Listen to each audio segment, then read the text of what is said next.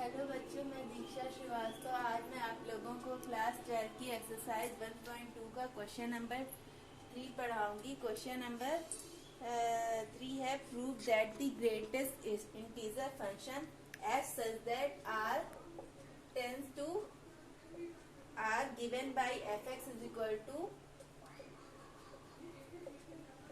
X, जहाँ पे ये जो ब्रैकेट है ये डिनोट कर रहा है ग्रेटेस्ट इंटीजर लेस देन और इक्वल टू एस। और हमें ये प्रूव करना है कि ये फंक्शन ना तो 1 है और ना ही ऑन टू है। ठीक है, तो देखिए ये एक ग्रेटेस्ट इंटीजर फंक्शन है। ठीक है, तो हम देख लेते हैं इसकी डोमेन क्या है। हम लोग को किस डोमेन से किस डोमेन में डिफाइन किया गया है, आर से आर इसकी डोमेन है और ये आर इसका कोडोमेन है।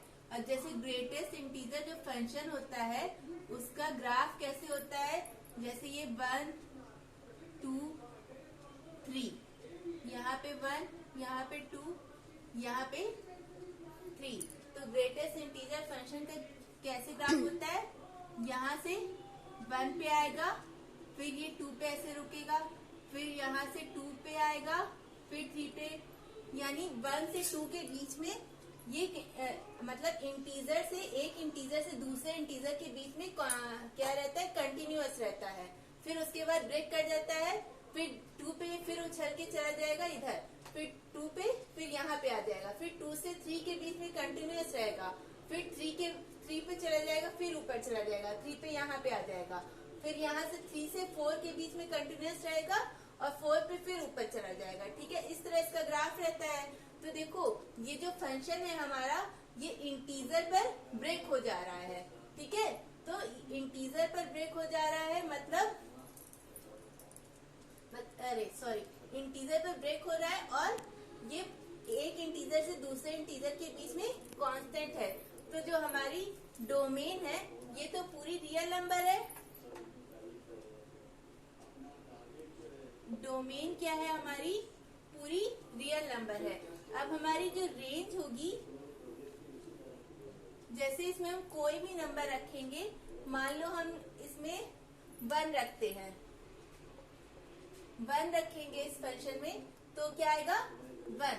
और अगर मान लो हम 1.2 रखते हैं तो ये 1.2 की भी वैल्यू क्या देगा, 1 ही देगा। यानी ये फंक्शन जो है मतलब हर नंबर को इंटीजर में तोड़ देता है। जैसे अगर हम ये 0.9 लेते हैं तो ये 0.9 को क्या करेगा, 0 में बदल देगा। या 1.5 लेंगे, 1.5 को क्या करेगा, ये 1 में बदल देगा। या 2.6 लेंगे तो 2.6 को किस में बदल देगा, ये 2 में बदल देगा। ठीक है, इस तरह। तो क्योंकि ये हर नंबर को क्या कर रहा है, इंटीजर में बदल दे रहा है, यानी ये रेंज इसकी क्या हो जाएगी, z, यानी इंटीजर। ठीक है, तो हमें ये दिखाना है कि ये 1 भी नहीं है और ऑन टू भी नहीं है। तो for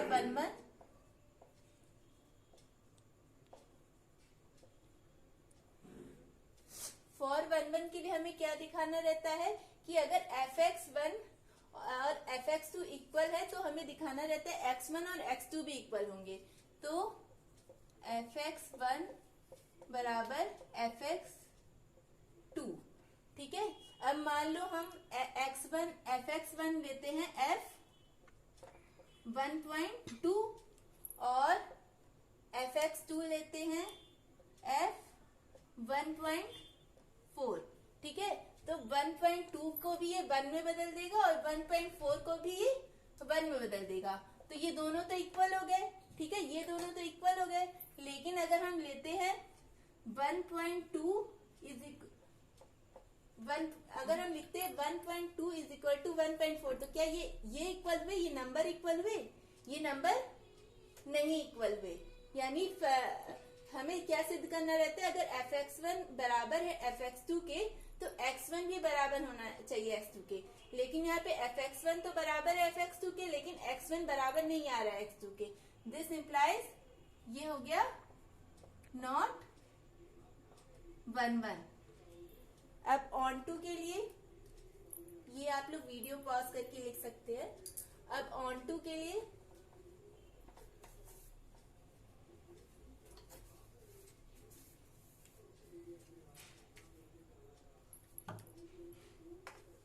for onto, onto के लिए हमें दिखाना रहता है कि हमारी फंक्शन की जो रेंज है और जो कोडोमेन है वो बराबर है। तो हमारी फंक्शन की जो कोडोमेन है वो क्या है, कोडोमेन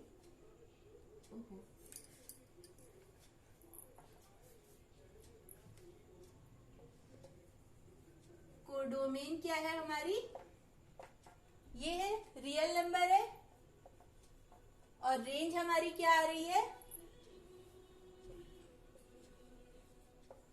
रेंज हमारी क्या आ रही है, integer.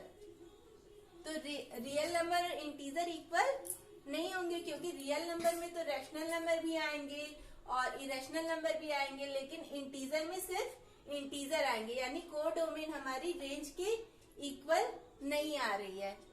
Codomain is not equal to range. This implies ये फंक्शन भी ऑन टू नहीं होगा, यानी नॉट ऑन टू। ठीक है, अगर आप लोगों को मेरा वीडियो पसंद आता है तो प्लीज लाइक और सब्सक्राइब करें।